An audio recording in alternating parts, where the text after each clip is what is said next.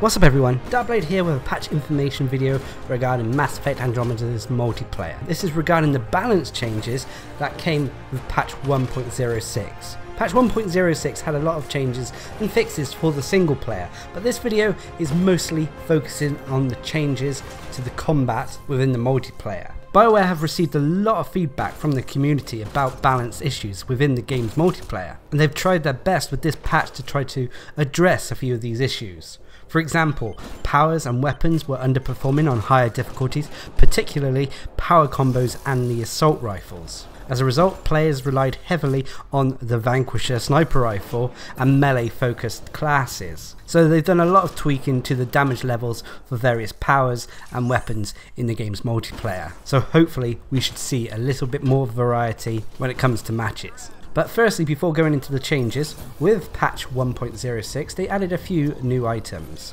Firstly, they added a new character, the Turian Agent, who is basically the Turian Infiltrator. However, he is a little bit different to the Turian Ghost from Mass Effect 3's multiplayer. He plays a little bit of a combination between the Geth Infiltrator and Geth Trooper from Mass Effect 3's multiplayer instead.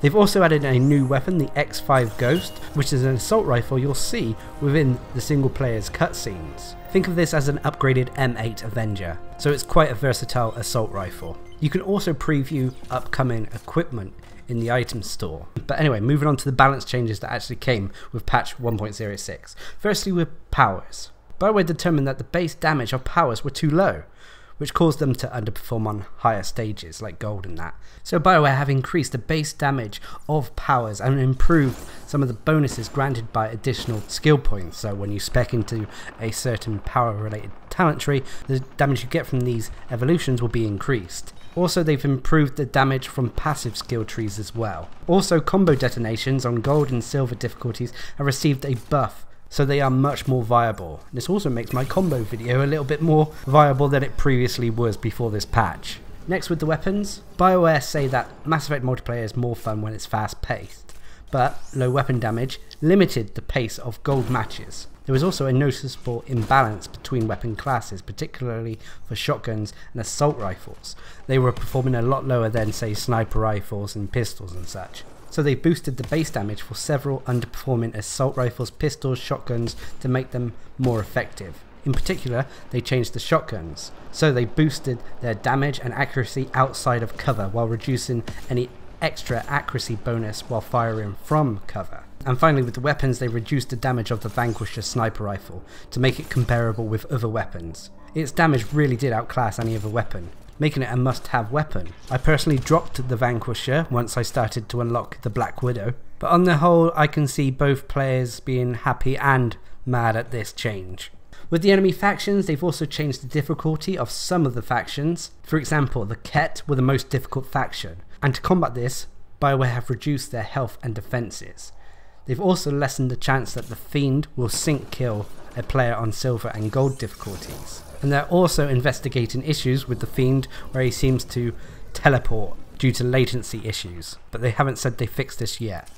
They've also changed a few things with the Outlaws to make them a little bit more challenging. They've improved the abilities of the Sharpshooters and Hydras to push players into cover. They also made the Berserkers easier to fight from cover, and the Hydras are now stronger and more dangerous overall. The Remnant at the moment remain the same as they were prior to this patch. But that's pretty much the highlights that have come with this patch. Now I'll go into more details. Firstly, with players, they fixed a bug that made silver and gold difficulties use normal stats for shield gate and health gate. They also fixed a bug that made silver and gold difficulties use normal stats for damage reduction due to armor. Enemies now reduce 15 damage per hit on silver and 20 damage per hit on gold, to a maximum of 10 damage per hit. When it comes to the power changes, all damage powers have had a raw damage upgrade, increased by 25 to 35 per power. All the offensive passive lines has had an increase of 20% per line as well. This is all to do when you're speccing your character, with the passives or with the abilities. Basically, overall the power has been increased. Next, with power combos, they fixed an issue that caused combos on gold and silver difficulties to inflict incorrect base damage. They increased the base damage of combos by approximately 60% in bronze, 140% in silver, and 200% in gold matches. They also increased the value of combo damage upgrades in all passives from 30% to 50%. This should make combo builds and power focused builds a lot more viable. This also means that if you went back and looked at some of my previous guides, for example the Human Sentinel, this build is a lot more viable than it was prior to this patch. Next with combat powers. The Barricade. It has increased its base duration from 12 to 13 seconds.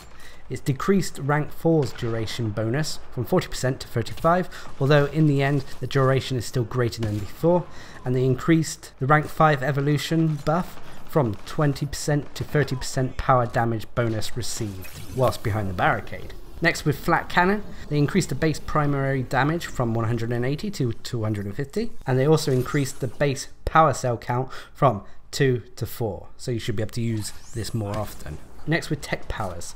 The Assault Turret, they've increased the rank 5's flamethrower damage per second from 45 to 150, and the burn damage over time from 22 to 35 damage per second. They also increased the rank 2's health upgrade from 30 to 50%, and the rank 4 health upgrade from 50 to 75%.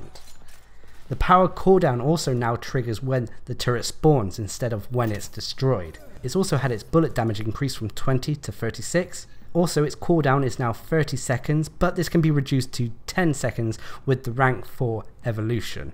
And finally, they fixed a bug that caused the rank 6 cryo ammo to inflict no damage at all. So overall, the assault turret has been made a lot more viable. Whether this makes the turret a more viable option over characters' abilities, we'll have to wait and see. A bit of testing is going to be needed. Next with Incinerate, they've increased the base damage from 120 to 350. This is quite a big upgrade. They've also decreased the damage over time from 50 to 45 damage per second. Next with Overload, they've increased the base uncharged damage from 150 to 200 and the charged damage from 200 to 300, making Overload a stronger ability overall. Next with Flamethrower, they increased the base damage from 220 to 240 damage per second. With Cryobeam, they increased the base damage per second from 135 to 150. Energy Drain, its base damage has been increased from 160 to 175. Next, moving on to Shield Boost. Its base radius has been increased from 6 meters to 8 meters, meaning that you'll get more people in your healing ability. And they've increased the support score generated by successfully using Shield Boost on another player from 10 points to 20 points. This was quite frustrating, and I'm glad they've changed this, as Shield Boost can be one of the most useful abilities for the harder difficulties. Moving on to Invasion, they've improved rank 4's infection radius and rank 5's spread radius. And finally with Remnant VI, they increased the base health of the Remnant VI from 500 to 800. They've increased rank 2's health upgrade from 15 to 65%. They've improved rank 4's health regeneration rate and delay. They've also increased rank 5's close combat health upgrade from 120% to 200%. They've also increased rank 6 missile damage from 90 to 450, which is quite a big one. They've also decreased the missile cooldown from 10 seconds to just 5 seconds. They've also increased the base beam damage from 70 to 100 damage per second. And they also changed it that the VI will now teleport to a player if the path is too complex for the VI. Next, moving on to the biotic powers. Firstly with Pull. They've increased Pull's rank 5 crushing grip evolution. The damage over time has been increased from 35 to 60 damage per second. With Throw, they've increased the base damage from 225 to 240. Shockwave has had its base damage increased from 225 to 245. Singularity, they've decreased the base cooldown from 24 seconds to 20 seconds. They've also increased rank 5's recharge rate bonus from 25% to 40%. With Backlash, they've increased the base Aegis health from 350 to 400. Aegis is the shield that they hold up. They've increased the base reflection damage from 180% to 200%, and they've increased the rank 4 and rank 5 bonuses within the skill tree. Next with Charge, they've increased the damage from 250 to 275. Nova has also seen its damage increased from 400 to 420. Annihilation has increased its base cooldown penalty from 60% to 75%. They've also decreased the rank 4 radius bonus from 50% to 35%, and also damage and bonuses from different users will now stack on the same target. This is quite good because before Annihilation would overwrite everyone else's abilities and weaponry and so on and so forth, making it quite problematic for team synergy, but now this shouldn't be an issue. I can also see that Annihilation has received a few little nerfs here. This is probably to decrease the effectiveness of the Asari Adept and the Krogan Gladiator, who were some of the more powerful characters in the game prior to this patch. Next, moving on to Lance. They've slightly improved the aim assist at longer ranges. Next, moving on to passive powers. With Barrier. Barrier drains shield regeneration value from melee attacks has decreased from 20% to 15%.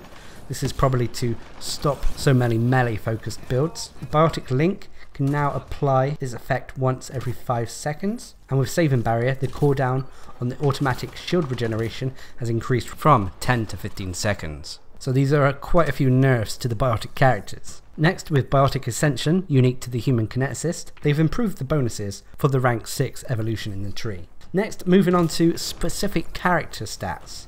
Firstly, the Asari Adept. She's had her base shield decreased from 250 to just 200, making her one of the weakest shielded classes in the game. This again is probably because she was one of the most powerful classes prior to this patch. Next, with the Krogan Vanguard.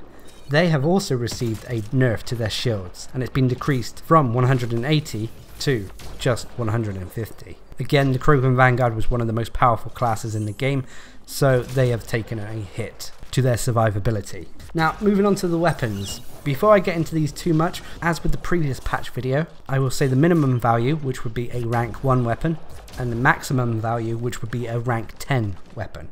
So for example, with the assault rifles, the M8 Avenger, its damage has been increased from a minimum 35, maximum 47 to a minimum 39, maximum 50. This can be a little bit tricky. I often find myself stumbling over my own words when trying to read out these stats, but as a whole, most of the weapons here have received the buffs. But anyway, next, moving on to the Mattock. They've increased the damage from a minimum 50, maximum 63 to a minimum 90, maximum 113. They've also increased the magazine size from 16 to 20. Next, with the Zalkin, they've increased the damage from the weapon from a minimum 60, maximum 76 to a minimum 79, maximum 99. Next, with the Valkyrie, they've increased the damage from a minimum 86, maximum 99 to a minimum 164, maximum of 190. This is quite a damage upgrade.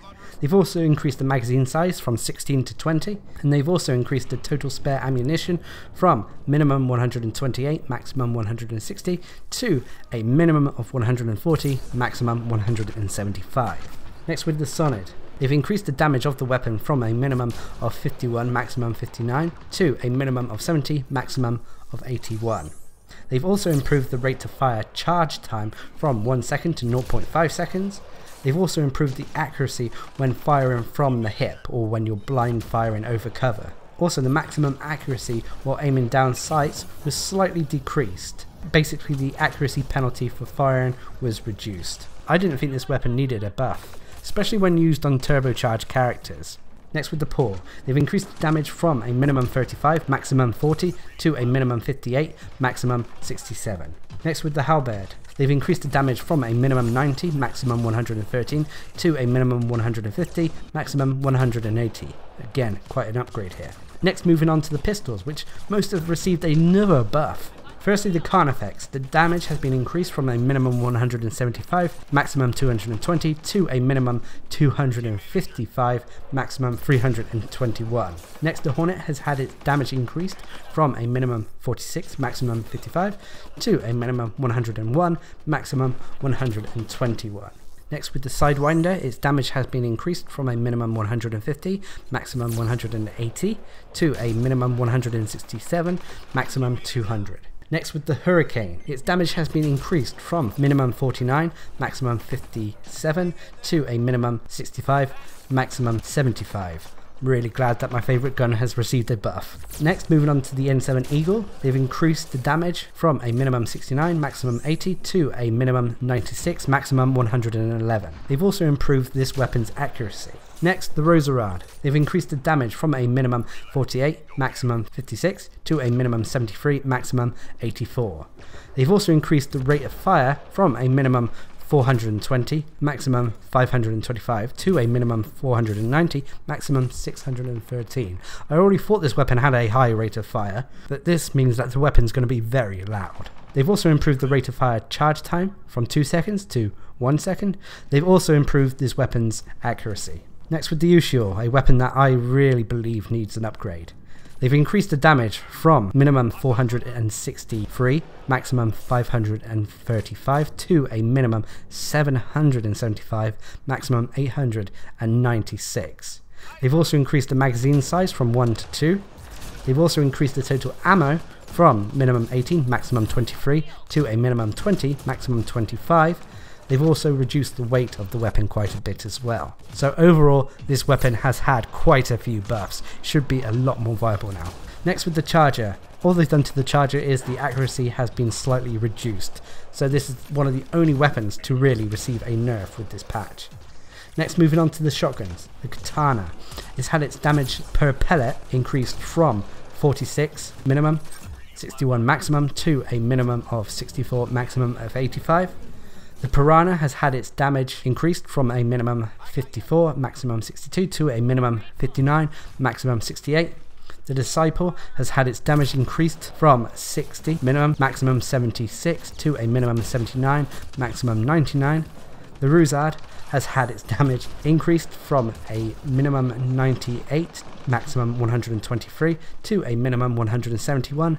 Maximum 215. Next with the N7 Crusader, the damage has been increased from 382 minimum, maximum 442 to a minimum of 699, maximum of 808. They've also added bullet trails to the slug when fired from this weapon. Next, moving on to the Hesh. They've increased the damage per pellet from a minimum 55, maximum 66 to a minimum 66, maximum 79.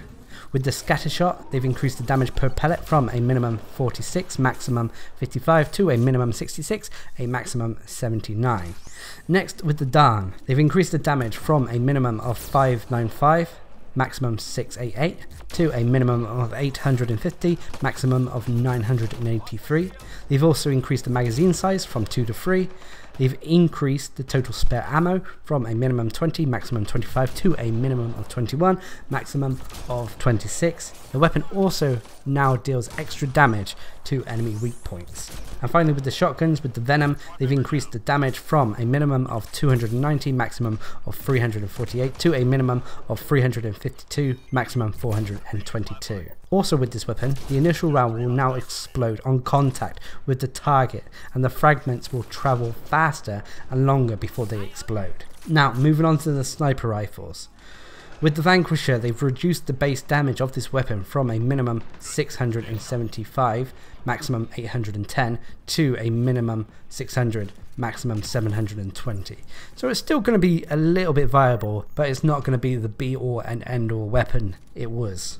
Next with the Shadow, they've increased the damage from 38 minimum, 46 maximum to a minimum of 85, maximum of 102. They've also increased the damage as the Shadow gets closer to overheating, but this will mean that the weapon overheats faster. Next with the N7 Valiant, they've increased the base damage from a minimum of 463, maximum 535, to a minimum of 550, maximum of 636. They've also increased the total spare ammo from a minimum 33, maximum 44, to a minimum 45, maximum 56. And lastly with the sniper rifles, with the Naladin, they've increased the damage from a minimum 496, maximum 574, to a minimum of 650, maximum of 752. Whew. So as you can see, all the weapons in the game pretty much have received buff. There's only been a few nerfs. In a way, I'm hoping this is paving the way for potentially introducing a harder difficulty. Platinum, I'm really looking forward to that, if that is the case. Because Gold at the moment isn't providing the challenge that I can really test myself against. And Ket Gold used to be the hardest thing the game had to offer at the moment. But, as you're about to see, the Ket have been nerfed when it comes to the enemies. Firstly, the Ket Wraiths. They've had their health reduced by 20%. The Chosen have had their health reduced by 5%. Anointed, they have reduced their shields by 47%. Destined have had their shields reduced by 67%. Which makes the entire faction a little bit weaker. Also with the Fiend, they've decreased the chance that the Fiend will sync attack players on silver and gold difficulties. Also with the Ascendants, the Cobra RPGs can now damage the Ascendant after the orb is destroyed. So on bronze difficulty, the Cobra RPGs should be able to one-shot Ascendants. They've also increased the effectiveness of powers and weapons that lack extra weak point damage against the Ascendant's orbs. So as you can see, the entire Ket faction have been made a little bit more tamer than they previously were. Some people are going to be excited about this news. Me personally, Ket Gold was the last big challenge that Mass Effect Andromeda's multiplayer had, and now it's been made a little bit easier. Next with the Outlaws though, they've increased the armor of the Angaran Saboteur by 33%. The Turian Anarchists have also had their armor increased by 33%. They've also increased their weapon damage by 20%. The Solarian Agents have had their armor increased by 33%, and they now fire more frequently. The Asari Pariahs have also had their armor increased by 33%, and their weapon deals 20% more damage. The Sharpshooters have had their shields increased by 60%. They've also increased the frequency of firing at targets in cover, but they've also decreased the aiming time against out-of-cover players on the harder difficulties. However, they've decreased the sniper rifle damage by 18%.